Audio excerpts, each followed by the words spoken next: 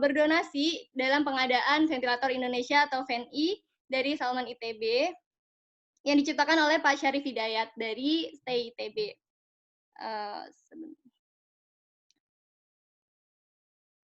Nah,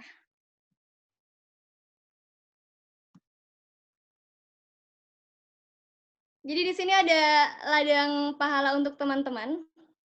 Boleh banget nih teman-teman yang udah bergabung di kelas Ahlan Ramadan turut serta berdonasi untuk negeri dalam pembuatan massal ventilator Indonesia. Boleh banget transfer di rekening yang sudah tertera di poster. Dan jangan lupa cantumkan kode unik 020 setelahnya.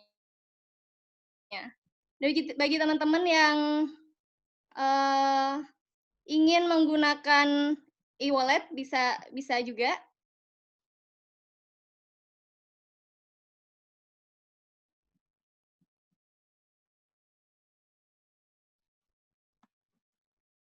Bisa juga scan barcode di sini. Insya Allah nanti poster ini akan di-share juga di grup kelas masing-masing. Jadi jangan lupa turut andil dalam peluang kebaikan yang satu ini. Nah, teman-teman, saya juga ingin mengingatkan. Jadi kami harap teman-teman bisa tetap di kelas ini sampai acara selesai dan memanfaatkan kesempatan untuk bersama-sama mengucap doa kafaratul majelis. Insya Allah kita bisa mendulang keberkahan bersama-sama, gitu ya. Baik teman-teman, seperti yang saya sebutkan tadi, insya Allah pada sore hari ini akan hadir bersama kita semua seorang pembicara yang luar biasa kiprahnya.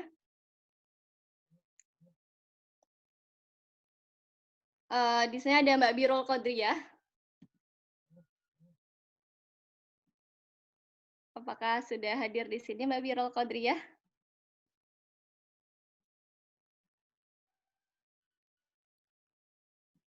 Baik, insya Allah sebentar lagi telah hadir bersama kita semua, pembicara kita. Nah, sebelumnya saya akan memperkenalkan pembicara yang satu ini.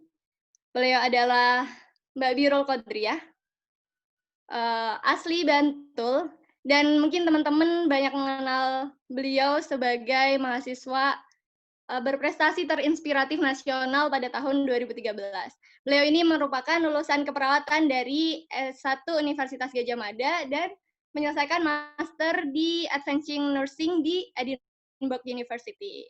Jadi keren banget gitu teman-teman. Tentu saja beliau ini juga internasional, lokal, nasional maupun internasional, sehingga bisa mengorbit beliau menjadi mahasiswa berprestasi 1 UGM serta mahasiswa berprestasi terinspiratif nasional pada tahun 2013. Nah, beliau juga ini merupakan penerima Bidik Misi Award dan juga Duta Keperawatan Indonesia. Nah, keren banget kan?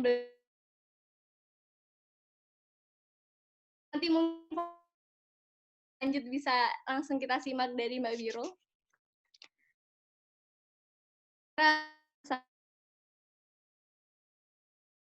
Assalamualaikum Mbak Birul. Waalaikumsalam warahmatullahi wabarakatuh. Sebentar deh, ini. Jadi ahlan wa sahlan di kelas ahlan. Oh, terima kasih. Selamat datang Mbak Birul, kami ucapkan. Jadi bagaimana kabarnya Mbak? Alhamdulillah kabarnya baik dan sehat deh. Alhamdulillah, sedang di BSD ya? Iya, di BSD, bener banget.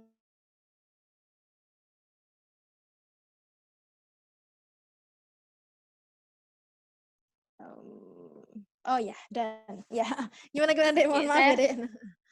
Siap-siap, saya stop dulu share screen-nya. Oke, siap. Nah sudah terlihat jelas ya insya Allah. Ya, hadir bersama kita Mbak Birul. Alhamdulillah kabar baik ya Mbak Birul. Alhamdulillah kabarnya baik sekali ya deh. Alhamdulillah. Terima kasih sudah menyempatkan hadir bersama para pembelajar di kelas Ahlan Mbak Birul. Masya terima Allah kasih sekali. Mbak Birul juga terima kasih banyak sudah diberikan kesempatan untuk sharing dengan adik-adik semua. Alhamdulillah. Ya. Nah mungkin bisa menyapa teman-teman yang sudah hadir dulu Mbak Birul.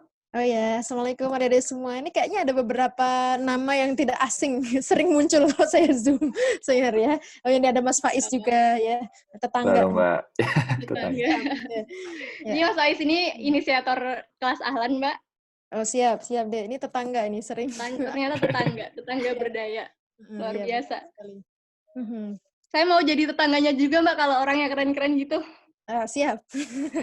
Ya, siapkan tabungan deh. Siapkan tabungan. Ya. Baik. Nah, Mbak Birul, ini kita akan ngobrol-ngobrol bersama tentang seperti yang telah teman-teman baca tentang titik balik nih Mbak Birul. Oke, Nah, oke. sebelumnya Mbak Birul pasti, saya sebelumnya pernah bertemu Mbak Birul di Undip, Oh dan ya? saya ada di Undip. Saya pernah Oke. ngelain Mbak, kalau Mbak misal, tapi Oh sudah iya, lama. siap. Mungkin udah bertahun-tahun silam Sudah nih, pas zaman saya bertahun-tahun masih muda sebelumnya. dan unyu ya. Siap. Nah, dalam Terus? berbagai kesempatan itu, Mbak itu selalu menyampaikan inspirasi lewat kisah-kisah yang luar biasa gitu. Nah, kalau misal sekarang kita ngobrolin titik balik, bisa dong Mbak diceritain kira-kira kisah apa saja sih yang selama ini memunculkan titik balik dalam kehidupan Mbak? Berat nih, pertanyaan berat ya tentang titik balik. Baik, Baru sebelumnya pertama. Assalamualaikum warahmatullahi wabarakatuh teman-teman semua. Waalaikumsalam. Ini baru pertanyaan pertama aja udah berat gitu ya, tentang apa namanya titik balik dalam kehidupan. Ini sebenarnya masuk kayak salah satu mata kuliah pas saya kemarin kuliah di sana ya.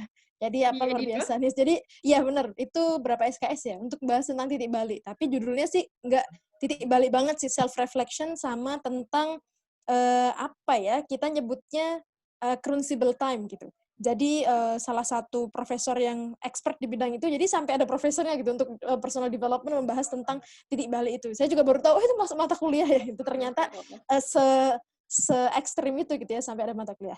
Ya jadi kalau tentang kisah titik balik, banyak ya. Jadi setiap orang biasanya dia punya titik-titik tertentu. Saya coba share screenshot salah satu sedikit ya tentang ini ya. Boleh Mbak, silakan Mbak.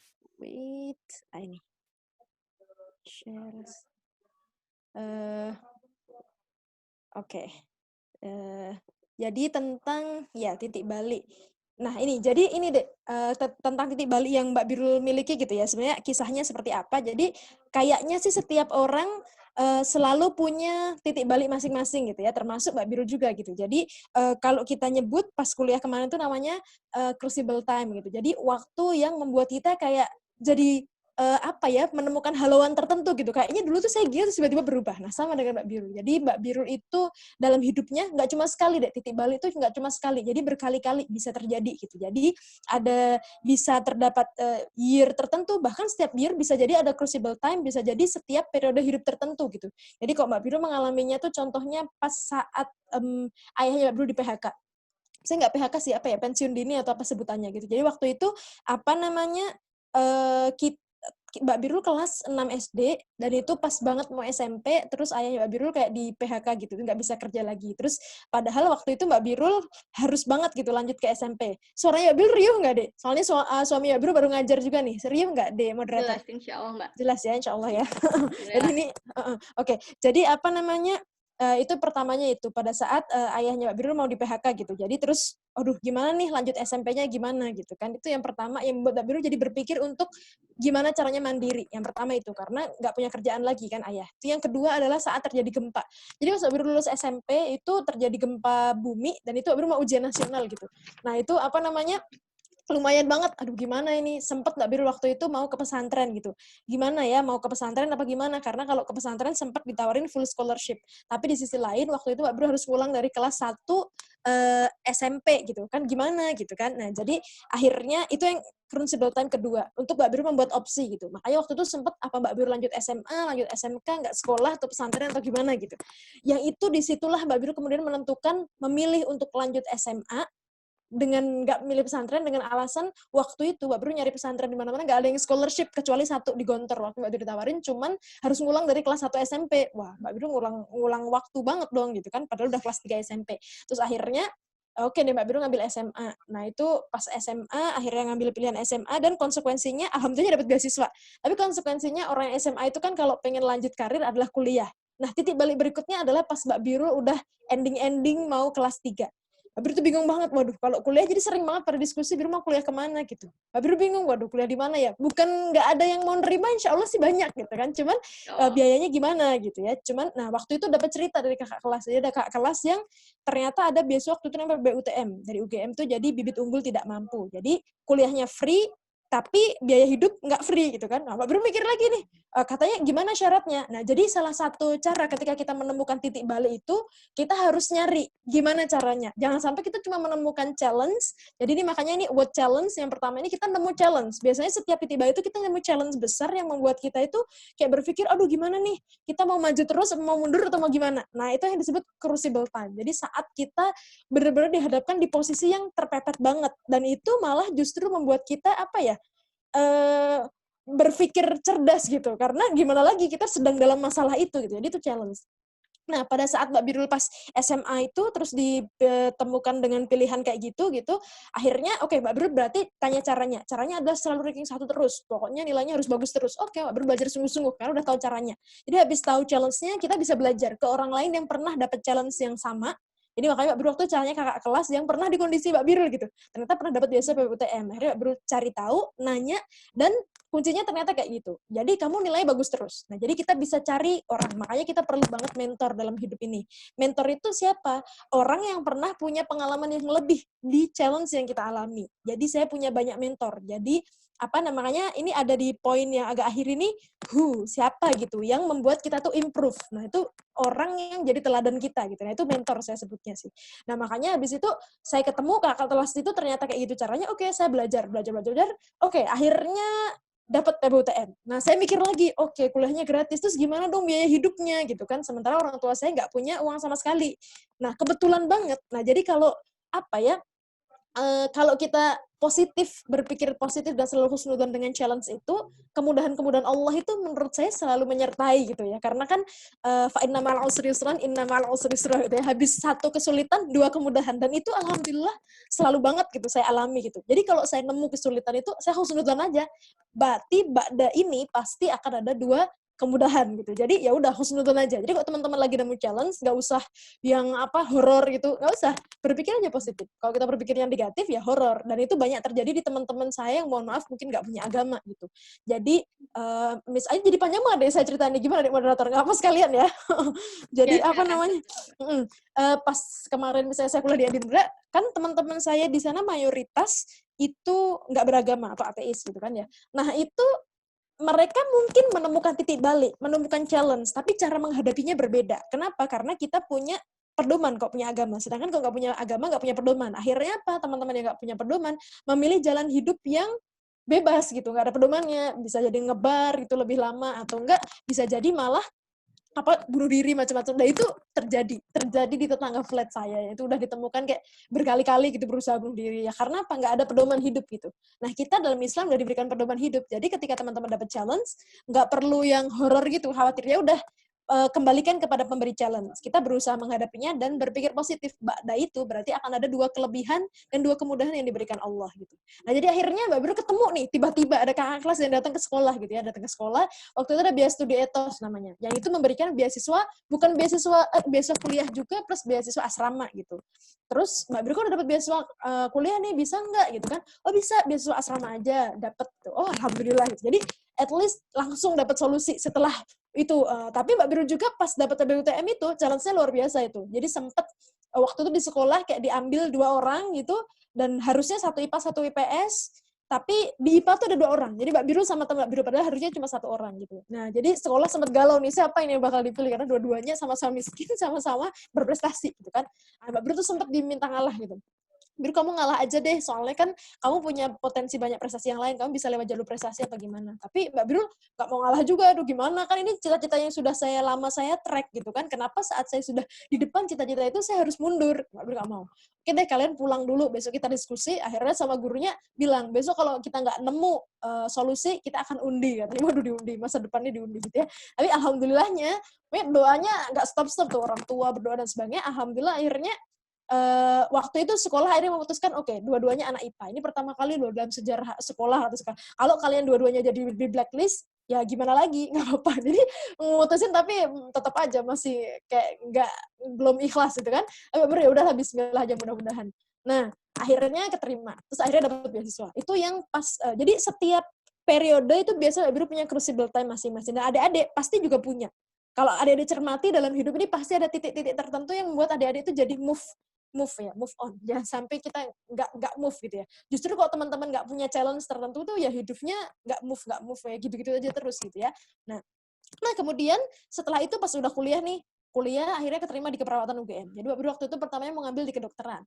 Nggak boleh, sama gurunya nggak boleh, karena waktu itu Mbak Biru masih zaman, apa ya, mungkin belum semodern sekarang ya, informasi belum terlalu, jadi guru-guru juga belum terlalu bagus informasi tentang itu. Jadi akhirnya Mbak Biru dibilang, nanti kamu kalau di sana gimana, nanti kok nggak keterima, ke blacklist dan sebagainya gitu. Akhirnya Mbak Biru nggak ngambil itu, oke deh ngambil keperawatan, nggak apa-apa yang mirip-mirip sama itu.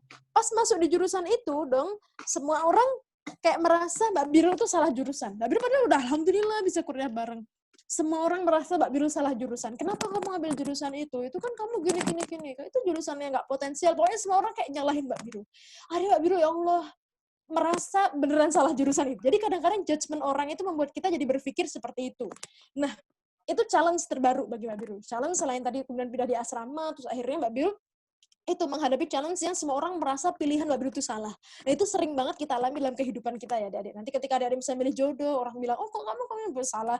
Terus milih jurusan, milih semuanya lah, milih pekerjaan.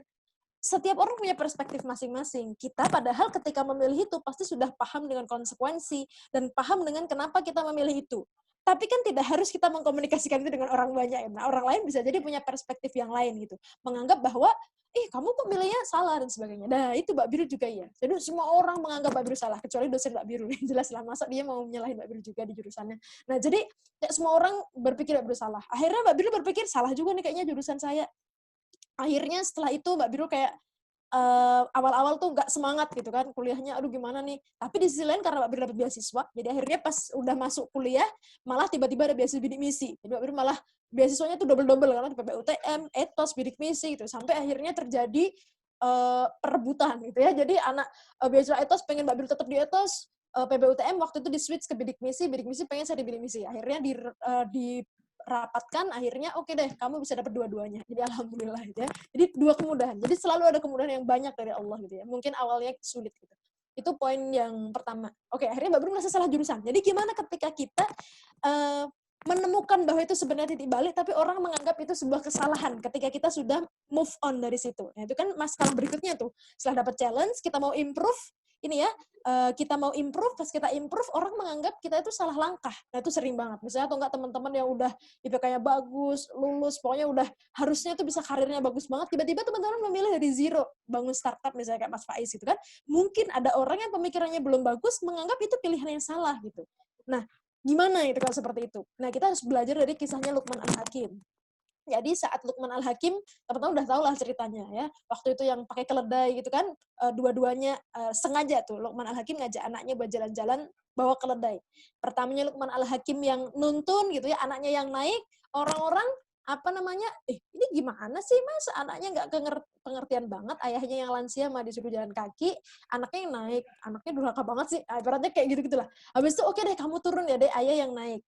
Orang komen lagi, loh ini gimana sih, masa ayahnya yang naik, anaknya suruh jalan, nggak kasihan sama anaknya. Oke deh kalau gitu ini deh kita tuntun aja bareng-bareng. Orang komen lagi, ini gimana punya keledai kok dituntun. Akhirnya oke deh kita angkat aja bareng-bareng. Nah malah orang komennya makin ini orang gila nih gimana sih, masa keledai diangkat bareng-bareng bukannya dinaikin. Jadi kalau kita hanya peduli dan pokoknya fokus pada komen orang, itu nggak pernah ada selesainya. Makanya ya udah, komen itu kita anggap sebagai sesuatu ini deh, specific feedback di poin berikutnya nih ya. Jadi anggap aja itu sebagai, kalau ada yang positifnya kita ambil itu sebagai masukan gitu. Jadi ketika semua orang menyalahkan Mbak Biru bahwa jurusan Mbak Biru salah, ya Mbak Biru pikirkan adalah hal positifnya. Mbak Biru anggap itu sebagai feedback. Oke, positifnya berarti orang menganggap bahwa saya punya kapasitas yang lebih dari sekedar jurusan yang saya pilih. Ada Mbak Biru mikir-mikir, oh ya kayaknya belajar di jurusan ini kayaknya otaknya 50% cukup deh. Jadi bahasa gampangnya. Oke deh, ini 50%-nya saya pakai buat apa? Oke, biar daripada saya kepikiran untuk menyalahkan jurusan dan sebagainya, 50% saya pakai buat organisasi. Makanya tahun pertama kuliah itu saya ikut 5 organisasi lebih 5 apa 6 gitu. Banyak banget. Karena apa? Dalam rangka untuk mengalihkan pikiran negatif saya. Daripada saya merasa ini salah macam-macam, saya nggak sempet. Jadi adik-adik, kadang-kadang kita tuh berpikir yang enggak itu karena kita nggak punya kesibukan. Ya. Contohnya sekarang work from home, teman-teman mungkin di rumah aja ini, pokoknya isi dengan hal positif. Jadi orang punya hal negatif itu gara-gara waktunya masih luang untuk melakukan hal negatif. Seandainya waktu teman-teman itu penuh untuk melakukan hal-hal yang positif, insya Allah nggak sempet untuk melakukan hal yang negatif. Jadi akhirnya Mbak Birul berpikir kayak gitu. Jadi berpikir kalau, oh ini mungkin apa namanya, teman-teman nih sebenarnya pengen ngasih tahu kalau Mbak Birul tuh punya potensi yang lebih. Akhirnya udah Mbak Birul ikut organisasi macam-macam, akhirnya Mbak Birul bikin plan. Nah, jadi apa namanya, bikin plan gimana caranya biar target akademiknya tercapai, target yang lain juga tercapai, semuanya tercapai. Terakhir titik baliknya yang membuat Mbak Birul salah jurusan banget itu adalah salah seorang teman Mbak Birul, teman akrab banget. Dia kuliah di kedokteran dan Mbak Birul waktu itu sempat keterima juga di kedokteran di salah satu universitas yang lain, bukan di UGM. Terus Mbak Birul kan nggak ngambil itu karena udah duluan keterima di UGM. Kalau Mbak Birul nggak ngambil di UGM, bakal potensi untuk di blacklist adik kelasnya. Akhirnya Mbak Birul nggak ngambil, dia di tengah-tengah waktu itu SMS, ya dulu masih SMS, belum ada WA ya. Dia SMS, Biru kamu yakin di jurusan itu? Emang kamu nanti mau bakal jadi apa? Kamu mau ngapain? Pokoknya dia nyalah-nyalahin aja. Saya bilang, kamu boleh bilang saya di jurusan yang salah atau gimana, kurang lebih kayak gitu, nanti lihat aja saya jadi apa, kamu jadi apa. Bahasanya gitu. Pokoknya ketika orang mengkritik saya anggap itu ada challenge, feedback, kita anggap aja positif-positifnya. Akhirnya waktu berjalan, kemudian saya mencari apa sih sebenarnya cita-cita saya, apa yang saya sukai dari jurusan ini. Jadi ketika teman-teman akhirnya misalnya ditakdirkan Allah di mana gitu, ambil yang positif. Apa sih yang saya cintai dari ini? Apa yang saya sukai dari ini? Karena pepatah rumput tetangga lebih hijau. Misalnya ada akhirnya kuliah di mana dan sebagainya, atau kerja di mana, nggak nyaman misalnya dengan teman tempat kerjanya, tapi ya gimana keterimanya di situ akhirnya. Ambil positifnya. Apa sih sebenarnya yang positif di sini gitu.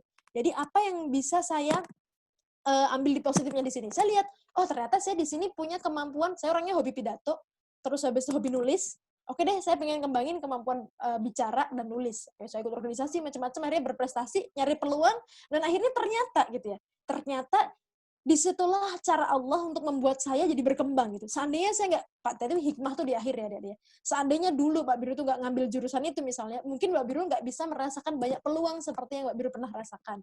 Misalnya conference ke luar negeri, habis itu ketemu dengan banyak jaringan, ketemu presiden macam-macam. Dulu seandainya Mbak Biru nggak ngambil jurusan itu, mungkin 100% otak Mbak Biru tuh Mbak Biru akan arahkan untuk akademik, sehingga malah nggak sempat untuk personal development gitu. Jadi kadang-kadang, Dek, kita ini kan selalu berpikir bahwa rencana hidup kita itu adalah yang terbaik gitu. Tapi ingat, kita boleh membuat rencana terbaik versi kita. Tapi versi Allah itu adalah yang paling baik. Karena Allah yang bikin kita. Jadi dia yang paling tahu lah ini baiknya digimanain gitu. Jadi ketika kita sudah membuat rencana kita yang paling baik, kemudian tiba-tiba kok tidak sesuai dengan apa yang kita rencanakan, husnudzonlah bahwa di balik itu ada rencana yang jauh lebih baik yang Allah telah siapkan. Jadi akhirnya ternyata beneran pas Mbak Birul udah lulus, Mbak Birul apa namanya berpikir, oh iya ya, ini ternyata Allah ini memilihkan saya di sini tuh karena Allah pengen memberi saya kesempatan yang banyak di bidang ini sampai akhirnya saya punya banyak pengalaman di sini.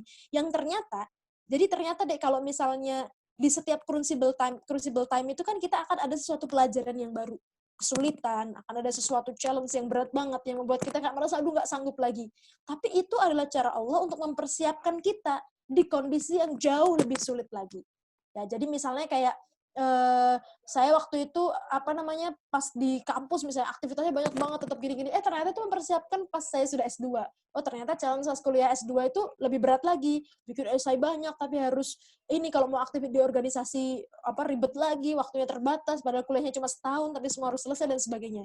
Dan itu saya udah punya pengalaman itu sebelumnya gitu. Jadi akhirnya ya udah biasa aja gitu. Jadi selalulah berkeyakinan bahwa ketika Allah memberikan kita kesulitan, memberikan kita ujian, cobaan, itu sesungguhnya Allah sedang men-training kita untuk mempersiapkan training yang jauh lebih berat lagi nanti yang akan kita hadapi di kehidupan berikutnya. Gitu deh. Jadi apa namanya, kira-kira gitu. Terus apa lagi ya? Banyak sih, habis lulus tiba-tiba ada lagi challenge lagi. Nikah dulu apa gimana dulu gitu. Jadi selalu ada crucible time yang muncul dalam hidup ini. Dan adik-adik pasti ada. Nah, itu saya biasanya bikin timeline ya. Jadi setelah nemu, adik-adik bisa bikin timeline untuk evaluasi, refleksi diri kayak gini, kayak yang Mbak Birul bikinin ini misalnya crucible time 1, 2, 3, 4 dan seterusnya dari teman-teman lahir sampai sekarang itu apa aja crucible time-nya dan teman-teman bisa melakukan analisis kira-kira habis ini apa yang bisa saya lakukan untuk kedepannya dan apa yang bisa saya pelajari.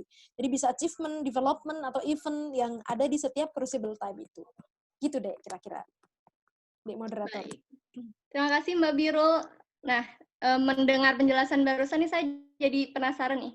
Apakah crucible time ini koridornya selalu negatif gitu, Mbak? Atau bisa nggak hal-hal yang positif gitu? Sebenarnya negatif dan positif itu kan tergantung cara kita melihat sesuatu ya, Dek ya. Jadi bisa jadi menurut orang lain itu negatif, tapi menurut saya itu positif. Jadi sebenarnya negatif atau positif tergantung cara pandang kita. Seharusnya sebagai seorang muslim, sudut pandang kita tuh harusnya positif terus. Selalu husnudzon terus dengan apa yang Allah berikan. Seharusnya. Cuman kan ya namanya kita manusia masih banyak khilaf, banyak kekurangan ya. Kita kadang-kadang berpikirnya negatif. Jadi insya Allah semua yang Allah berikan itu selalu positif sebenarnya. Kan negatif itu cara kita merespon, cara kita memandang. Sebenarnya negatif itu kan cara pandang. Bukan misalnya pun Allah memberi kita jatuh misalnya.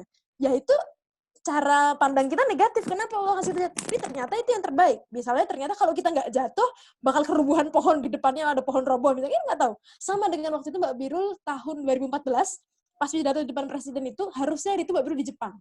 Jadi waktu itu Mbak Birul mau presentasi di Jepang, Mbak Birul pengen banget di Jepang. Terus tiba-tiba kayak beberapa hari sebelumnya itu teman Mbak Birul setim itu kecelakaan. Terus akhirnya oke, kita putuskan nggak jadi berangkat. Kan seandainya Mbak Birul berangkat ya Mbak Birul nggak dapet yang lain gitu kan. Akhirnya Mbak Birul nggak jadi berangkat, sedih banget karena udah prepare macam-macam semuanya. Tapi tiba-tiba Allah ganti. Ternyata waktu itu di tanggal yang sama saya harus pidato di depan presiden. Who knows kan? Allah lebih tahu gitu. Jadi kita mungkin waktu itu berpikir negatif. Kenapa sih Allah kayak gini banget? Kenapa? Gue gitu. Tapi ya udah ternyata Allah menyiapkan yang jauh lebih baik yang kita ini nggak nyangka gitu.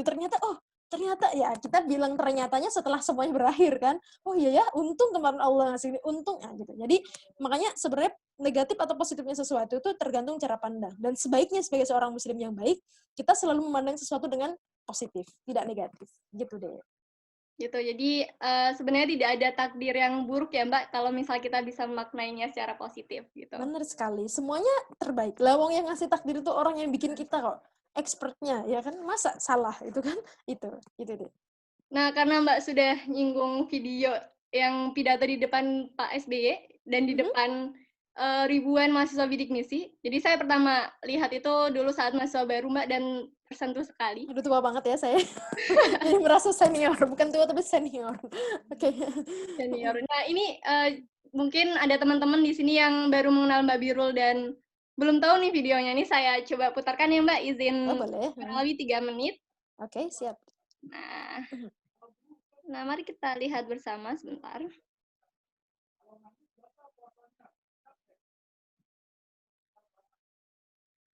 Sudah bisa dilihat teman-teman? Belum ya?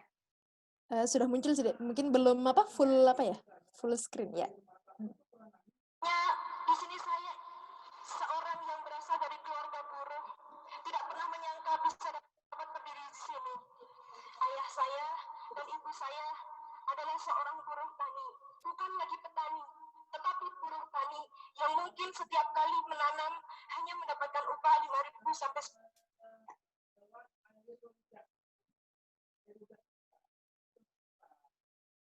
ya, roaming. Sebentar. Oh, ya. Siap. Ini masalah jaringan. Nah, udah. Sebuah kekuatan. Saat ini ayah saya sudah berusia 68 tahun, ibu saya 50 tahun, dan saya menjadi anak pertama di keluarga tersebut.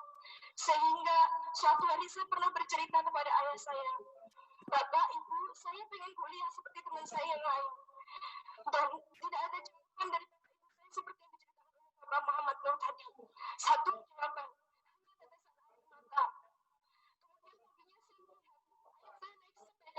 Ke Klaten untuk mencarikan saya beasiswa agar saya bisa kuliah. Saya tidak bisa berbuat apa-apa saat itu karena saya pun tidak tahu apa yang harus saya lakukan. Yang saya tahu saat itu, saya hanya menjadi sesuatu baik di sekolah saya saat itu. Dan alhamdulillah, semua program yang tidak pernah saya mimpikan sebelumnya, saya untuk menjadi seseorang sebagai mahasiswa.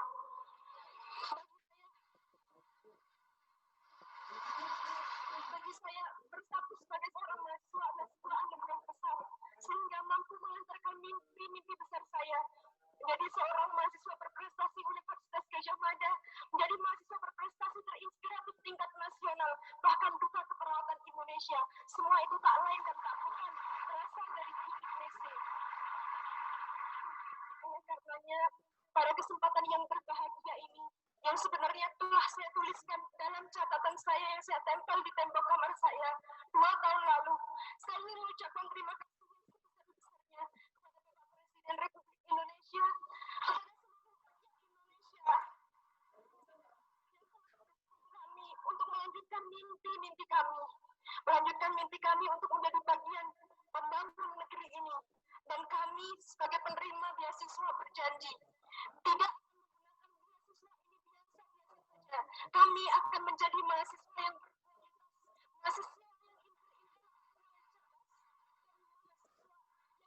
bekerja keras, mahasiswa yang siap menjadi generasi emas. Sekian yang dapat saya sampaikan. Sekali lagi saya mengucapkan terima kasih kepada Bapak Presiden. Sampai situ cukup nggak apa, Dek?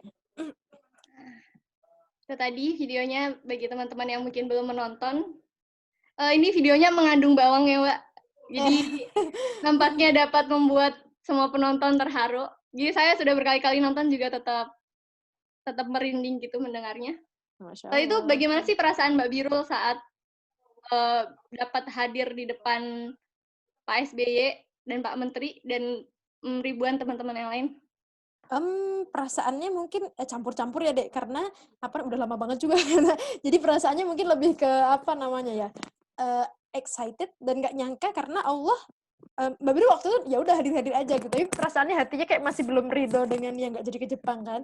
Tapi tiba-tiba, jadi peluang itu datang tiba-tiba. Yaitu menurut kita tiba-tiba, menurut Allah sih enggak. Udah dijadwalin gitu kan. Menurut kita aja yang tiba-tiba. Menurut Allah mah emang udah jadwalnya bakal kayak gitu kan. Jadi ya udah ketika peluang itu datang, nah satu lagi nih pelajaran. Jadi peluang itu datang dan biasanya akan disambut oleh orang-orang yang siap. Jadi waktu itu bukan Mbak Bir langsung kepilih, enggak ya dia. Waktu diseleksi di sana itu. Jadi yang datang ke sana itu kan adalah mahasiswa bidik misi yang berprestasi dari kampus masing-masing dikirim. Satu kampus itu 10 orang kalau nggak salah. Mbak Bir di kampus UGM. Nah habis itu pas di sana kayak dari 10 tiap kampus itu dipilih lagi gitu. Kayak satu siapa kandidatnya gitu. Tapi nggak semua kampus sih, kampus-kampus tertentu yang diambil gitu. Nah, terus ada tesnya, jadi ada tes, dicek dulu, dicek kayak pidato impromptu gitu, langsung mendadak kamu coba langsung speaking dalam waktu sekian menit, kamu ngomong apa gitu. Nah Mbak Biru kebetulan orangnya emang suka lomba pidato dan emang udah sering banget lomba pidato sampai tingkat nasional macam-macam gitu ya. Jadi ketika ada peluang itu ya Mbak Biru suka aja, langsung siap aja gitu. Artinya sebenarnya waktu itu ada potensi mungkin bukan Mbak Biru yang kepilih kan sebenarnya. Tapi kenapa Mbak Biru yang kepilih? Ya emang takdir Allah sih itu ya yang pertama, yang kedua secara ikhtiar manusianya ya Mbak Bira emang siap gitu, siap dengan peluang itu ya Mbak Bira emang punya kemampuan gitu untuk pidato dan sebagainya gitu, emang udah punya skill di situ gitu. Jadi makanya kenapa kita sebaiknya selalu bersiap-siap. Kapanpun itu pokoknya belajar terus, di mana itu dianggap sebagai momen belajar, kemanapun, kapan aja, pokoknya itu adalah momen belajar. Kenapa? Karena kita nggak tahu peluang itu akan datang kapan gitu. Dan ketika peluang itu ada, ya udah kita langsung aja. Ya itu kayak saya sekarang. Pas sekarang ini saya sebenarnya bukan semi pengangguran ya. Jadi saya ditawarin ngajar kemana-mana ke beberapa kampus, tapi belum mau gitu karena saya berprogram hamil.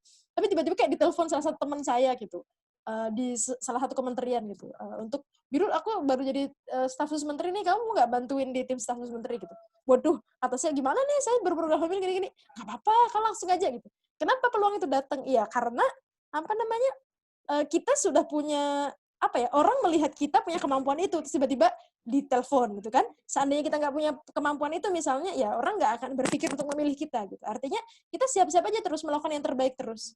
Peluang itu kapan datang, kita udah siap. Gitu sih, Dek. Iya. Jadi gitu ya teman-teman, jadi peluang tuh banyak di depan sana, yang penting kita siap dulu. Iya, kita siap-siap terus. Ya. Tadi Kita kan nggak tahu Mbak kapan peluangnya datang. Gimana, Dek? Kita nggak tahu juga ya Mbak, kapan bisa jadi besok ada peluang gitu. Benar jadi kita banget. harus siap dari sekarang. Siap, Nah, betul. terus karena tadi Mbak jelaskan tentang titik balik, sebenarnya kira-kira titik balik ini bisa nggak sih Mbak kita ciptakan? Atau kita harus nunggu nih sampai ada momentum tertentu? Oh, enggak. Jadi titik balik itu bisa kita ciptakan ya. Jadi pertama refleksi. Jadi titik balik itu kan sebenarnya kayak self reflection ya, Dek ya. Dan self reflection itu kita akan nemu tadi kapan ada crucible time gitu. Jadi sebentar, saya tadi kayaknya udah bikin PPT-nya tentang self reflection. Mana ya? Ke-delete apa enggak ya? Sebentar deh. Jadi nah benar sekali, terdelete ya. Jadi self reflection itu kita lakukan ya kapan aja. Jadi kita bisa membuat itu titik balik. Jadi ada waktunya kita itu memang perlu waktu untuk kadang-kadang merefleksi diri. untuk kadang menemukan titik balik yang ada gitu. Jadi misalnya teman-teman sekarang, kok saya udah pada kondisi kayak gini, sebenarnya saya di posisi yang bener nggak sih? Atau pokoknya apa ya? Jadi refleksi diri menemukan titik balik itu sebenarnya salah satu cara kita untuk tumbuh. Jadi bahkan menulis pun, misalnya teman-teman nulis jurnal macam-macam, kita sampai sekarang ada reflection journal. Itu kan itu juga masuk mata kuliah deh. Ya Allah, nih sebentar saya ada jadi itu masuk salah satu mata kuliahnya Mbak Biru kemarin. Jadi reflection itu penting banget diperlukan untuk develop gitu. Jadi ketika kita sedang reflection, sedang kayak skip beberapa waktu gitu, kayak diem kan sebenarnya reflection itu, kita bukan sedang diem sebenarnya, tapi kita sedang mempersiapkan untuk langkah develop yang lebih kuat lagi gitu. Sebentar, mana ya? Tadi itu saya sudah siapkan malah ke ini deh, maaf, ke delete. Tunggu sebentar, ini kayaknya. Oh ya, benar sekali. Jadi ini, saya share screen sebentar ya, Dek ya. Ini. Ya, Jadi reflection itu mana sih ini? Tapi gimana caranya? Ini. Nah, ini teman-teman. Cara kita untuk reflection. Nah, ini dia. Jadi ini masuk satu mata kuliah. Nah, ini jadi teman-teman ini beruntung banget dapat ini ya. Nah, jadi itu apa namanya? Reflective thinking atau misalnya kita ini berpikir kita perlu kayak diam sejenak untuk merefleksi apakah yang sudah kita lakukan sebentar selama ini tuh bagus, apakah yang kita lakukan selama ini tuh sudah benar apa enggak. Nah, itu perlu. Mbak Biru biasanya refleksi diri itu setiap Mbak Biru punya term, jadi kayak setahun bisa pakai tahun Syawal, ya Muharram berarti, atau enggak pakai tahun yang gampang, tahun biasa ya, tahun Masehi, misalnya tahun 2020 pas Desember. Mbak Biru self-reflection. Jadi biasanya Mbak Biru punya target, gitu, dalam 1 tahun mau ngapain aja, di akhir tahun Mbak Biru akan refleksi. Ini udah tercapai atau belum? Terus saya sebenarnya setahun ini udah berbuat manfaat apa sih? Karena hidup ini kan intinya, esensinya untuk memberikan manfaat ya. Jadi salah satu indikator kita itu apa ya, bukan diakui apa enggak ya, kalau bahasanya itu kita punya impact apa enggak di masyarakat gitu. Jadi misalnya teman-teman punya ilmu, punya apa, mumpung hari ini hari pendidikan, sekalian reflective thinking dengan edisi pendidikan itu, kadang-kadang tuh kita terpaku pada konten gitu. Oh, dia gelarnya udah ini, dia achievement-nya udah ini. Tapi kita lupa pada esensi gitu. Misalnya kayak sekarang hari pendidikan. Esensinya kan mendidik itu memanusiakan manusia, membuat manusia itu lebih berharga, membuat manusia itu lebih bermanfaat bagi lingkungannya. Maka impact apa yang sudah kita berikan gitu. Nah, jadi reflective thinking itu kayak kita berpikir, aduh maaf sih sebelah. Ini, jadi sebenarnya apa yang sedang kita lakukan sekarang? Bener nggak nih? Terus apa yang sebelumnya kita lakukan? Kemarin nih setahun nih udah ngapain aja nih? Misalnya sekarang Ramadan nih teman-teman saatnya refleksi diri pas banget bulannya gitu ya. Refleksi diri udah hidup berapa tahun kan teman-teman pasti usianya udah di atas 15 tahun semua. Udah diberikan Allah hidup 15 tahun nih ngapain aja kemarin nih? Yang apa namanya? Rasulullah aja dulu 15 tahun udah ngapain gitu kan. Terus apa yang gampang sekarang deh peneliti-peneliti yang kayak Einstein macam-macam itu 15 tahun udah bikin apa gitu. Kita sekarang udah usia segini bikin apa ya gitu kan. Habis itu apa pengalaman yang udah kita dapatkan kemarin? Apa yang bisa kita pelajari? Terus apa yang sudah kita apa yang bisa kita belajar dari situ gitu kan. Jadi apa namanya? Penting. Sebenarnya ada sih model-model reflection, tapi kan ini teori banget ya. Cuman apa namanya, tadi refleksi diri itu penting banget gitu. Jadi kita bisa membuat itu. Jadi bahkan bisa dibikin timeline gitu deh. Makanya Mbak Biru biasanya melakukan self reflection tuh setiap akhir tahun, menjelang awal tahun. Nah, sama momen Ramadan. Kalau Ramadan lebih ke religiosity reflection ya. Jadi kayak hidup ini udah ngapain aja sih, kalau kayak yang akhir tahun mungkin lebih ke achievement, terus impact-nya apa. Tapi kalau kayak gini lebih ke kayak ini saya udah hatam berapa kali selama hidup, ngafalin nambah-nambah belum ya, gitu-gitulah yang manfaat ke lingkungan gimana. Jadi kita bisa membuat timeline untuk kapan kita membuat titik balik baru. Dan itu justru titik balik itu sepertinya kita sedang kayak keep in silent, tapi justru itu adalah momentum untuk kita merecharge diri dan untuk develop gitu deh. Gitu deh. Jadi sejenak hening untuk lebih melejit gitu ya ke depannya, Mbak. Benar sekali. Aduh, Emang kita butuh waktu untuk hening ya, nggak gas terus ya, Mbak, ternyata. Iya benar, ya perlu untuk isi bensin lah ya. Ya. Nah, lalu nih Mbak, ini sekalian saya sambil penasaran dikit nih. Mbak kan ada sister project ya, Mbak? Oh iya benar banget ya. Sibling goals sekali gitu ya, sangat produktif dan berdaya. Bisa diceritakan sedikit nggak Mbak tentang project Oh iya. Itu harusnya tahun ini ada lagi tuh, itu tahun lalu ya, Dek. Jadi Mbak Biru sama adanya Mbak Biru tuh suka banget dari kecil dulu biasanya bikin project bareng gitu. Bahasanya bahasa kerennya project, tapi sebenarnya bukan kalau bahasa dulu ya, pokoknya bikin kegiatan bareng lah gitu. Mulai dari dan itu sebenarnya kebiasaan dari orang tua saya dulu. Maksudnya kayak dari ayah saya sebelum nikah udah bikin TPA, terus Mbak udah nikah ya tambah gedein TPA-nya macam-macam. Terus habis itu pertama kali saya bikin project yang terus sama kayak saya tuh kayak dikasih live project gitu. Jadi uang saku saya dari kecil itu kayak dikit banget. Yang lain ibaratnya waktu itu pas SD mungkin yang lain bisa uang sakunya 50, saya 25. Yang lain 500, saya 100 rupiah. Pokoknya gitu. Sampai akhirnya saya tuh minta nggak usah dikasih uang saku gitu. Saking karena ada kayak petugas kantin tuh, kamu kok jajan dikit banget. Terus Mbak Biru tersinggung gitu. Orang tua Mbak Biru tuh nyari uang segini tuh apa namanya perlu perjuangan gitu. Tapi ternyata di balik itu, sebenarnya waktu itu orang tua Mbak Biru untuk memberi uang yang lebih itu mampu. Karena pas ayah Mbak Biru waktu itu masih kerja kan. Terus tapi ingin memberikan training gitu ke Mbak Biru bahwa kamu bisa nggak dengan uang segini kamu gimana? Itu pun Ibu Mbak Biru selalu emphasize gitu, kamu harus tabung gitu, tabung. Padahal uangnya cuma 100 perak suruh nabung, kapan jajannya kan gitu kan. Nah, tapi itu memberikan Mbak Biru kemampuan untuk mandiri, hemat dan sebagainya gitu. Itu project yang awal-awal dulu gitu. Habis itu project hafalan, sering kan kalau mau tidur gitu orang tua Mbak Biru kayak Mbak Biru suka banget cerita sampai sekarang, suka banget diceritain sama suami dan sebagainya itu suka cerita. Nah termasuk waktu itu setiap mau tidur orang tua Mbak Biru itu cerita gitu. Dan itu ternyata sekarang di teori parenting itu penting banget itu recalling. Ya itu udah penelitiannya udah banyak tuh. Itu orang tua Mbak Biru tuh nggak belajar tentang teknik parenting, recalling, tapi alhamdulillah gitu Mbak Biru mendapatkan itu semua. Jadi pas Mbak Biru sekarang ikut training parenting yang lumayan mahal banget gitu, pas Mbak Biru belajar, loh ini semuanya udah dilakukan orang tua saya dulu gitu ya. Cuman sekarang namanya keren-keren aja berdasarkan riset gitu, pokoknya macam-macam. Tapi ternyata itu udah dari dulu udah.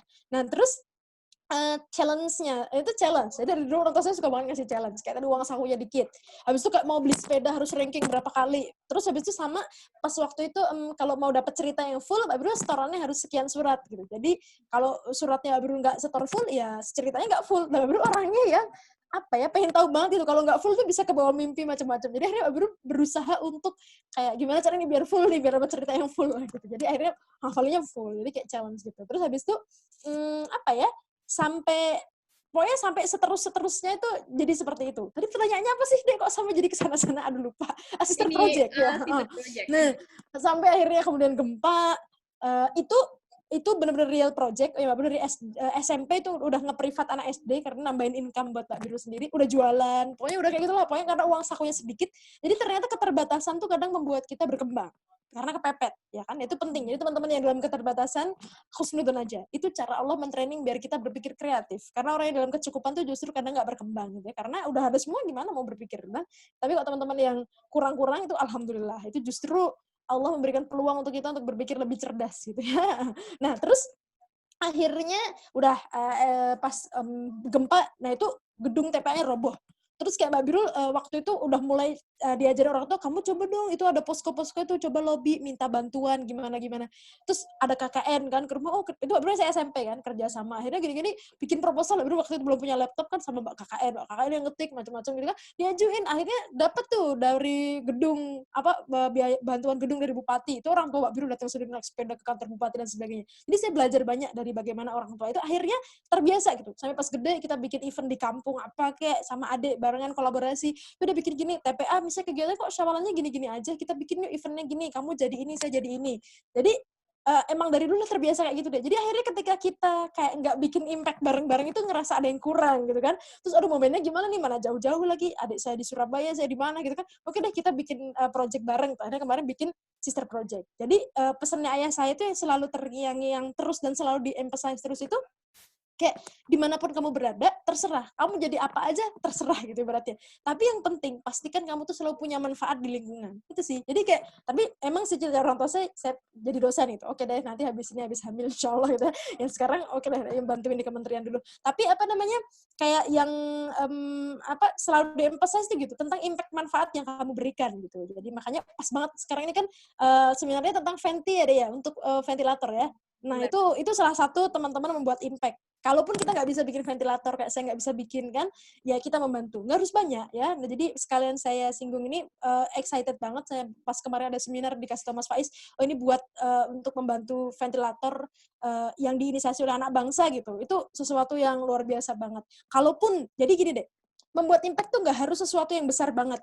Jadi impact itu kadang-kadang kita nggak bisa berkontribusi bidang itu, ya udah kita berkontribusi apa yang kita bisa gitu. Jadi Mbak Bir tuh sering banget kayak sekarang saya berkontribusi ya udah saya bisa ngomong, memberikan sharing pengetahuan saya, apa pengalaman saya, ya udah saya bantu dengan cara itu misalnya, atau enggak teman-teman ada yang punya kelebihan biaya dan sebagainya, yuk kita sama-sama bantu karena kita harus sangat bangga gitu dengan produk anak negeri, itu yang pertama. Yang kedua, siapa lagi sih yang mau saling membantu? Itu pokoknya kita bangga banget jadi orang Indonesia, gotong royongnya tuh tinggi banget. Kalau teman-teman ke luar negeri, mungkin charity-charity itu banyak, tapi jiwa gotong royong dari dalam diri itu yang ada tuh orang Indonesia. Makanya kalau nanti teman-teman diskusi sama anak S1 deh, anak S1 di negara manapun deh, yang keren-keren ya, Eropa, Inggris, Amerika sekalipun, ya anak S1-nya itu pokoknya punya karya banyak. Habis itu pokoknya bikin event organisasi wah macam-macam. Cuma Indonesia tuh kayaknya. Coba aja teman-teman cari.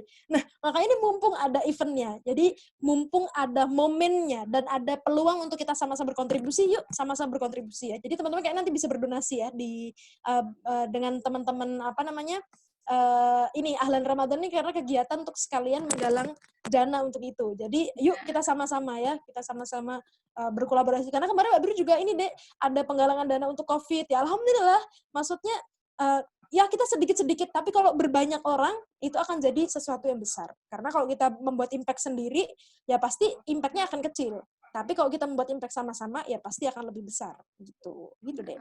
Masya Allah, mantap sekali, padat banget Mbak pesannya gitu. Luar biasa sekalian promosi ya Mbak untuk donasi ventilator Indonesia. Nah, pertanyaan tadi sebenarnya penjelasan Mbak Birul ini sekaligus menjawab salah satu pertanyaan dari teman-teman Mbak tentang pola asuh dan sosok orang tua. Insya Allah sudah bisa menjelaskan ya Mbak tadi? Oh siap. Mudah-mudahan sudah cukup terjawab. Banyak sih kalau mau bahas parenting luas banget. Bisa 1 jam. Mungkin sesi lain gitu. Itu sesi lain ya satu. Barangkali ada kelas selanjutnya. Nah selanjutnya nih Mbak, dengan sekian banyak yang sudah Mbak kontribusikan nih, jadi bukan hanya prestasi, Mbak kan juga penuh kegiatan sosial ya Mbak. Nah tapi ini saya ingin menyebutkan dan review satu-satu, tapi nampaknya tidak mungkin gitu. Siap. Okay. Nah dengan segala yang sudah kiprah Mbak di masyarakat, amalan apa sih Mbak yang bisa kita contoh bersama gitu? Ini pertanyaan dari Faisal Muhammad Syahri Ali. Kalian. Apa ya? Jadi yang jelas yang sunnah-sunnah yang itu lebih baik kita lakukan kudu ya, tahajud itu kudu. Karena pas waktu tahajud itu waktu kita untuk apa ya, Dek? Jadi sampai ketenangan kita, kan Rasulullah itu salah satu kuncinya kenapa beliau kayak bahasa Jawanya tuh tatak ya, bahasa Indonesianya tatak itu apa sih? Apa ya? Kayak tatak bahasa Jawa tuh bahasa paling keren deh.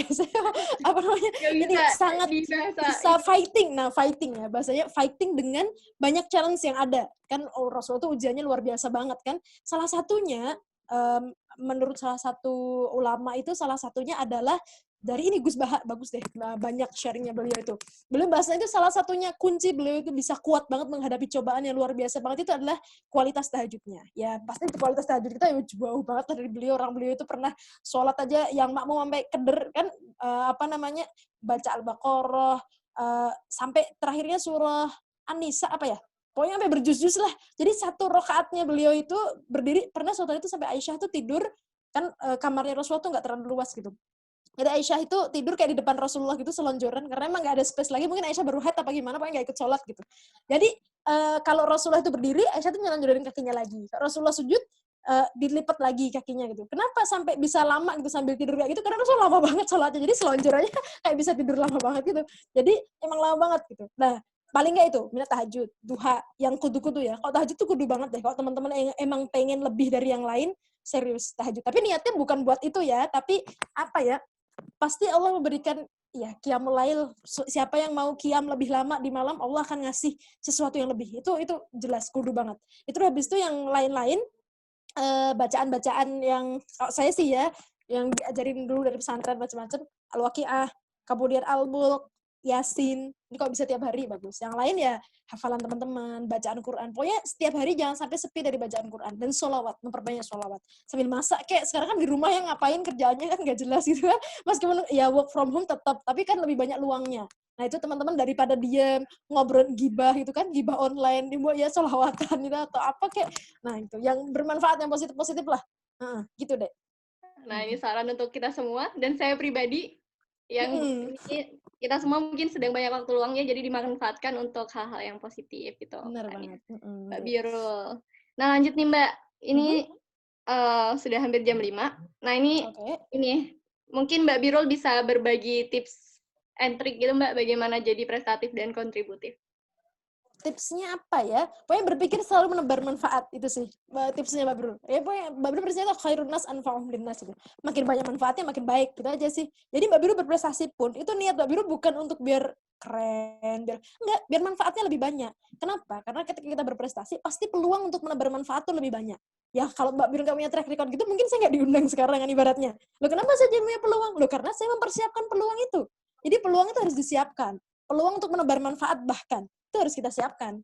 Jadi Mbak Birul menyiapkan misalnya berprestasi gini-gini, kamu gini-gini, itu dalam rangka memperluas peluang untuk bisa menyebar manfaat. Mbak Birul misalnya kuliah S2, ngapain sih Mbak? Loh biar makin luas manfaat yang bisa Mbak Birul sebarkan itu. Makin banyak ilmunya, atau enggak teman-teman misalnya sedang punya jabatan yang tinggi, mau jadi menteri, jadi apa, loh itu makin besar impact yang bisa teman-teman berikan. Jadi kalau teman-teman motivasinya itu manfaat, motivasinya itu menebar kebaikan, insya Allah apa ya, jalan itu kayak dimudahkan gitu. Ini waktu itu saya dapat insight ini dari Pak Nuh ya. Pas saya ngisi seminar bareng sama beliau itu, beliau cerita gitu. Pas saya dulu jadi rektor, saya bisa membuat impact levelnya universitas. Tapi pas saya jadi menteri, saya bisa bikin impact levelnya senasional. Makanya sekarang ada LPDP, bidik misi, itu kan beliau yang mencetuskan waktu itu. Jadi artinya apa ya, semakin tinggi jabatan teman-teman kah, semakin tinggi ilmu teman-teman, atau apapun itu, selama teman-teman meniatkan untuk menebar manfaat, ya akan semakin apa ya, ya udah teman-teman auranya tuh positif terus gitu. Jadi semangat juga gitu, nggak capek ketika teman-teman capek, teman-teman merasa aduh kayaknya udah ini. Loh, ingat motivasinya manfaat. Tapi kok motivasi teman-teman itu untuk biar keren, biar ini ya, ketika teman-teman capek ya ya udah gitu. Motivasinya nggak ada lagi gitu. Saya bisa sampai 17-15 deh kalau memang ini tergantung adik-adik. Siap. Nah, terima kasih Mbak Birul sudah melonggarkan waktunya lagi. Nah, ini terakhir nih Mbak, dengan segala tips tadi tentu saja kan ada proporsi produktivitas dan jam tidur nih Mbak. Nah, kalau jam tidur, ini ada pertanyaan dari Nur Arifah. Berapa jam Mbak tidur sehari? Maaf agak nyelek. Oh iya siap, ini pertanyaan pribadi. Ya jadi kalau sekarang mungkin karena ini work from home ini pasti tidurnya teman-teman juga lebih banyak. Saya juga ya, aduh parah nih ya. Jadi tapi kalau bisa kita secara normally ya, di luar yang nggak kayak gini, apa namanya, biasanya Mbak Birul tuh orangnya nggak bisa tidur di atas jam 12. Jadi sebelum jam 12 malam tuh udah tidur. Tapi Mbak Birul selalu berusaha kalau bisa sebelum jam 3 pagi udah bangun. Itu jam sih. 3 Jadi pagi. tidurnya kira-kira ya jam 11 sampai jam setengah 3 gitu, sekitar jam itulah. Tergantung sih kalau lagi banyak project bisa tidurnya jam 12 sampai jam 2, bisa tidurnya 1 jam, tergantung. Tapi selalu ada tidur, ya. Jadi tidur itu sebenarnya intinya bukan pada kuantitas sih, pada kualitas. Ya, teman-teman tidur 10 jam, kalau tidurnya itu nggak benar dan nggak disiapkan. Makanya dalam Islam itu kan tidur itu harus disiapkan. Dengan cara apa? Kan ada adab mau tidur, ya kan? Kasurnya harus ditebahin dulu, apa ya, tebahin bahasa Indonesianya, apa susah lah bahasa Indonesia. Nah, habis itu apa namanya, berdoa dulu, wudu dulu, itu kan artinya kita preparing untuk istirahat. Bahkan istirahat pun di-prepare itu. Kenapa? Karena itu akan membuat tidur kita berkualitas meskipun nggak lama. Ya, jadi kalau teman-teman tidur 10 jam, tapi kalau tidurnya di depan laptop gitu kan, di atas laptop gini, ya tetap badannya putus-putus rasanya kan. Gitu. Jadi kuncinya pada kualitas gitu. Tapi dan tetap harus ada dan diagendakan ya, Dek. Tidur itu kalau Mbak Birul agendakan. Karena kalau nggak diagendakan, ya malah tidur setiap saat, ya kan? Jangan ya. Harus diagendakan. Saya hanya tidur jam ini sampai jam ini. Kalau nggak diagendakan, di kelas tidur, di mana tidur, malah bahaya ya. Jadi diagendakan, dikasih space waktu, dan pastikan ada tidur. Rasulullah aja tidur kok, ada tidurnya gitu loh. Nggak yang setiap hari nggak on. Ya kadang-kadang beliau nggak tidur karena saking terlarut dalam tahajudnya. Tapi ada tidurnya juga gitu. Karena manusia memang perlu tidur gitu. Gitu deh. Jadi itu ya. Itu tadi terjawab Nur Arifah, terjawab ya. Jadi rata-rata 2,5 sampai 3 jam ya, Mbak?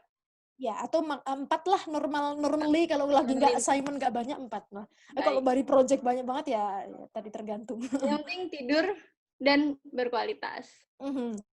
Nah Mbak, ini terakhir mungkin sekaligus Mbak bisa memberikan closing statement. Siap. Sedang merencanakan dan bermimpi apa sih Mbak di masa depan? Dan sekaligus pesan untuk pemimpin nih agar bisa menginspirasi juga seperti seperti label yang melekat di diri Mbak Birul nih, pemimpin. Jadi apa namanya? yang plan terdekat ini mimpinya adalah pengen punya Dede. Mohon doanya ya teman-teman semuanya. Ya Allah, kita doakan Segera punya sama-sama baby teman-teman. ya. Itu yang terdekat sih. Soalnya kemarin Mbak Birul sempat ditawarin langsung buat lanjut PhD sama dosen Mbak Birul, tapi belum Mbak Birul ini karena mau fokus itu dulu. Terus selanjutnya pengennya sih pendidikan lagi. Jadi kalau bisa sampai selesai lah ujungnya PhD postdoc apa semuanya. Terus habis itu sama ini mimpi yang paling puncak sih punya pesantren. Jadi punya pesantren memberikan impact yang banyak di masyarakat. Terus kalau misalnya kayak jadi dosen, jadi peneliti apa itu tuh kayak wasilah untuk menuju ke sana. Jadi satu poin yang bagus itu mungkin sambil closing statement ya. Jadi bedakan antara al-ghayah wal wasilah gitu. Mana yang itu jalan, mana itu tujuan. Jadi kayak misalnya kita kuliah dapat IP 4 macam itu cuma wasilah aja biar kita mencapai cita-cita kita gitu. Ghayah mencapai tujuannya apa. Jadi kayak misalnya Mbak Bro jadi ini kamu ini itu wasilah saya untuk menebar manfaat yang lebih banyak aja. Goalsnya apa? Goalsnya ya manfaat yang banyak gitu aja sih. Jadi itu bedakan jangan sampai kecampur baur ya. Ini anak-anak suka dicampur-campur. Ya. Terus habis itu yang terakhir banget saya share screen deh. Share screen lagi ya, Dek. Yang mana ini nih? Yang tadi Oke, jadi ini sekali closing statement. Jadi intinya ini deh, comfort zone itu memang tempat yang nyaman banget, tapi nothing grows ya. Jadi ya teman-teman nggak berkembang. Jadi justru kalau ada challenge itu tadi berpikirlah positif. Itu cara Allah untuk membuat kita tumbuh gitu ya. Jadi, oh ya, Mbak Bir juga nulis nih di macam-macam. Kalau teman-teman nanti kan suka ada yang nanya banyak-banyak, terus ternyata belum baca blognya. Baca ya blognya Mbak Bir di sini, birulsolihah.blogspot.com. Ini Mbak Bir cerita banyak tentang kayak misalnya nikah dulu, beasiswa dulu, terus pokoknya gitu-gitulah macam-macam. Habis itu ini misalnya mau kuliah di mana, tentang kuliah-kuliah. Terus ini pasti yang sister project yang tadi dibahas itu.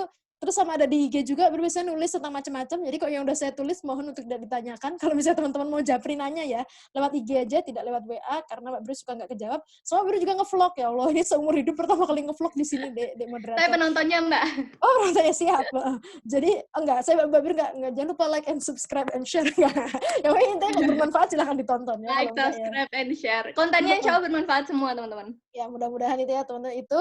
Sama, oh ya, ini penting. Ya, jadi teman-teman, sekarang Allah berikan peran apapun, berusahalah husnul khotimah dalam menjalankan setiap peran. Karena husnul khotimah itu enggak mudah. Mungkin kita bisa memulai dengan baik, tapi mengakhiri dengan baik itu enggak mudah. Ini contohnya pas kemarin sih saya pas S2. Mohon doanya mudah-mudahan S3 bisa kayak gini lagi ya. Teman-teman bisa outstanding di work-nya ya. Ini nggak nyangka nih Mbak Biru, alhamdulillah gitu ya, setelah bukan berdarah ya, setelah deg-degan gitu ya, ini pasrah sama Allah, ya Allah ngasih gitu. Yang terakhir banget, nih, closing statement, sekalian udah semuanya gitu ya, intinya kita boleh aja membuat planning, membuat macam-macam, tapi ketika misalnya hidup kita kok nggak sesuai yang kita rencanakan dan sebagainya, kita yakin aja, husnudzon aja, rencana Allah itu pasti lebih indah. Karena, tadi, Allah itu yang bikin kita, yang paling tahu gitu, ending kita bakal gimana. Ya udah, husnudzon aja. Jadi kalau kita hidupnya dipenuhi husnudzon itu insya Allah nggak yang nggak yang berpikir yang enggak, habis itu jadi pengen bunuh diri, enggak, insya Allah enggak. Masalah mental itu insya Allah enggak. Jadi pokoknya hidup lu enak aja. Hidup kan cuma sekali. Ya ngapain pikir yang enggak gitu kan. Nah jadi intinya dalam hidup ini pokoknya berpikir aja yang positif-positif, menebar manfaat, enjoy the life ya dengan tadi menebar banyak manfaat gitu. Dan terakhir tadi Mbak Biru emphasize lagi yang tentang mumpung hari ini ada program program yang Fenty tadi, itu saatnya kita bareng-bareng untuk membuat kita menebar manfaat bareng-bareng. Jadi jangan sampai kelewatan untuk menyebarkan manfaat. Mumpung loh, teman-teman kan nggak ikut bikin, belum tentu semuanya bisa bikin kan. Itu yang mikir biar yang bikin aja. Kita cuma bantuin kan. Jadi udah enak kan, tinggal bantuin doang, udah nggak bantuin bikin gitu kan. Pahalanya mungkin nggak tahu sih besarnya sama apa nggak tahu. Cuman tadi intinya kita ikutan dapat gitu. Yang pusing biar Mas Faiz dan teman-temannya itu yang bikinin. Kita bantuin materi, donasi, nggak harus banyak-banyak kan teman-teman, orang makan mie ayam aja harganya berapa gitu kan. Bedanya kalau teman-teman makan mie ayam atau nggak makan di KFC, makan apa, itu bakal langsung habis dan jadinya pup ya kan. Kalau teman-teman donasikan, nah itu akan berbuah banyak dan berikan manfaat dan pahalanya jariah itu kan. Jadi ya teman-teman tinggal pilih mau pilih yang mana ya, mau jadi pup atau mau jadi manfaat ya. Gitu. Itu sih teman-teman semuanya. Nah, itu deh kira-kira, mohon maaf lahir batin kalau ada banyak salah-salah. Selamat siap-siap buka puasa. Buka puasa ya. Terima kasih banyak Mbak Birul, Masya Allah sekali sesinya. Padat sekali sampai saya bingung gitu mau menyimpulkan yang mana. Ya intinya saya dapat kita harus berpikir husnudzon gitu. Kalau kata Umar bin Khattab mah, apa yang melewatkanmu tidak akan menjadi takdirmu, dan apa yang menjadi takdirmu tidak akan melewatkanmu. Jadi intinya semua Ya. takdir baik ya Mbak kalau kita Ya, husnudzon. betul. Oke. Berpikir positif gitu. Nah, terima kasih banyak Mbak Birul telah hadir Sama-sama, bersama Dek. kami semua teman-teman sekelas Ahlan Ramadan. Semoga ilmu dan insight yang sudah Mbak Birul bagi berkah dan manfaat Amin. bagi kami semua. Amin. Selamat berbuka dan titip salam untuk keluarga di rumah Mbak. Siap, kita baru masak nasi mandi. Kalau teman-teman mau silahkan ke rumah. Insya Allah. Ya, Di sini siap. akan lebih cepat karena saya dari Semarang. Oh Nah, iya, iya, iya. walaupun Baik. kita dari berbeda-beda tempat, tapi insya Allah tujuannya satu ya, teman-teman ingin memberikan manfaat. Jadi saya ingatkan kembali, jangan lupa donasi. Insya Allah posternya nanti akan dikirim juga di grup WhatsApp. Tadi sudah diingatkan oleh Mbak Birul ya. Nah, karena ini kita terbatas waktu, sayang sekali. Sebenarnya ada banyak pertanyaan mungkin dari teman-teman, nanti bisa ditanyakan Lewat lewat IG aja deh ya. Instagram Mbak Birul. Teman-teman bisa buka juga blog Mbak Birul dan YouTube-nya. Like, comment, subscribe. Astagfirullah. Ya, baru live ya deh ya. Mohon izin ini karena harus menggoreng ayam. Ya, ibu-ibu Boleh mohon Mbak lahir batin. Birul, selamat Ya, berbuka. itu ya deh ya. Ya, terima kasih banyak teman-teman. Jangan lupa yang tempatnya bukan di Semarang, jangan ikutan buka yang di Semarang yang lebih awal nanti puasanya batal. Belum juga sih Mbak. Belum ya. Oke deh. Sebentar lagi. Oke, pamit ya teman-teman Baik, terima semuanya. kasih Mbak Makasih Birul. Mas makasih Faiz Mbak dan moderator. Birul. Sama-sama deh. Assalamualaikum. Salam. Assalamualaikum warahmatullahi wabarakatuh. Alhamdulillah teman-teman telah selesai. Insya Allah ini ya luar biasa sekali. Saya sampai speechless. Boleh nggak Mantap. ngomong lagi nggak? Karena speechless. Oke. Mantap, Mamat. Saya nggak bisa ya kayak gitu. Tadi teman-teman sudah disampaikan karena waktu terbatas ya sayang sekali. Tapi insya Allah ukhuwah kita tidak terbatas. Jadi teman-teman masih bisa banget ikut kelas Ahlan Ramadan berikutnya. Jadi insya Allah akan ada sampai hari ke-29. Dan jangan lupa turut berkontribusi di ladang kebaikan untuk pengadaan ventilator Indonesia. Nah selanjutnya ini nih, jangan keburu meninggalkan forum dulu nih. Kita insya Allah nanti akan ada foto bersama sebelum penutupan dan juga ada polling yang ini mau minta tolong untuk teman-teman isi. Cuma sebentar teman-teman, jadi satu pertanyaan. Baik. Silakan teman-teman tinggal diklik.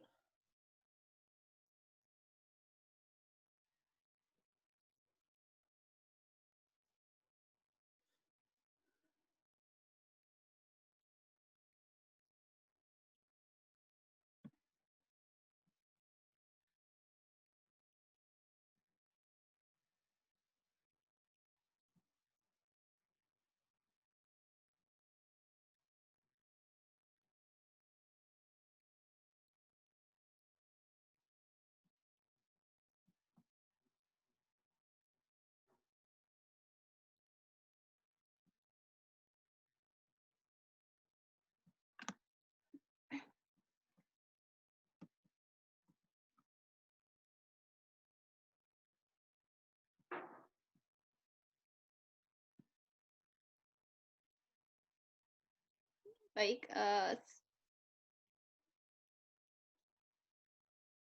masih saya beri waktu ya teman-teman untuk mengisi.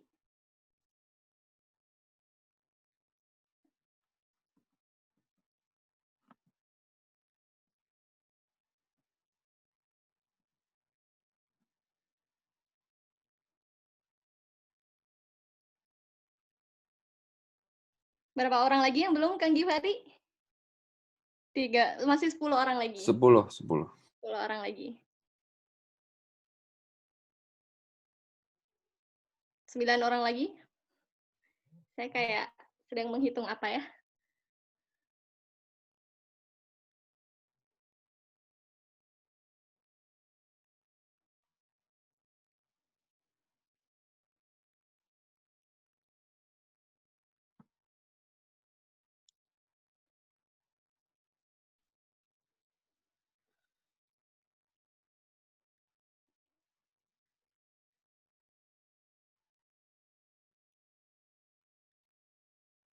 Baik, polling akan kami akhiri di menit ketiga. Jadi bagi teman-teman yang belum mengisi, Tinggal 1 kali klik. Selesai.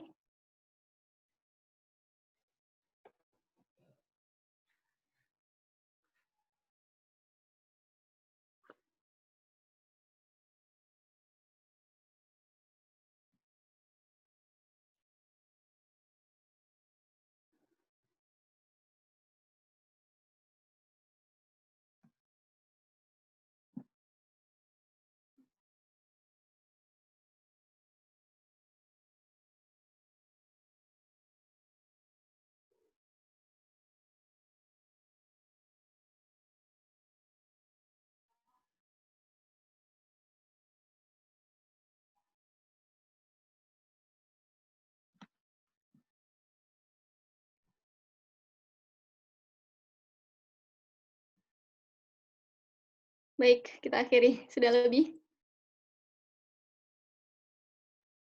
Oke. Terima kasih kepada teman-teman semua yang masih setia menemani saya hadir di kelas hari ini. Nah, sekarang kita ini nih boleh minta tolong teman-teman, kita akan ada sesi foto bersama.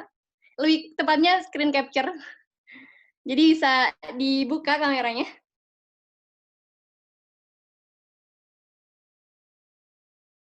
Sudah siap? Ini ada sisa berapa orang? 47.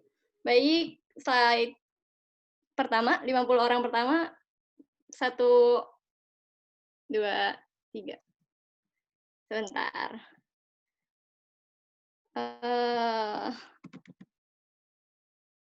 Tim. Oke, yang kedua, boleh siap-siap lagi?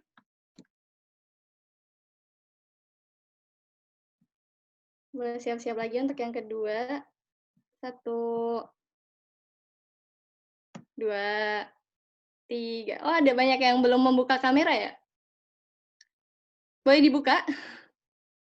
Tapi kalau nggak mau juga nggak apa-apa sih. 1, 2, 3.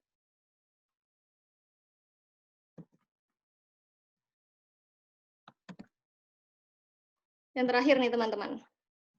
Sebelum kita tutup. Oh, sudah ternyata. Baik, terima kasih teman-teman, masih ke-41 orang yang masih hadir di sini. Jangan lupa untuk ikut kelas Ahlan berikutnya. Dan jangan lupa juga berdonasi, nanti insya Allah akan dikirim. Dan teman-teman boleh banget berbagi insight yang luar biasa pada hari ini, maupun hari-hari sebelumnya, lewat media sosial teman-teman. Nanti boleh banget tag @ahlanramadan.id, dan jangan lupa follow juga bagi yang belum follow. Boleh juga tag pembicaranya teman-teman, nanti insya Allah tim Ahlan Ramadan juga menyediakan template untuk berbagi insight. Jadi nanti bisa ditunggu di grup kelas masing-masing. Nah, sekian itu saja sesi pada hari ini. Alhamdulillah selesai lebih cepat dari sesi biasanya. Mari kita tutup dengan bacaan hamdalah. Dan doa kafaratul majelis.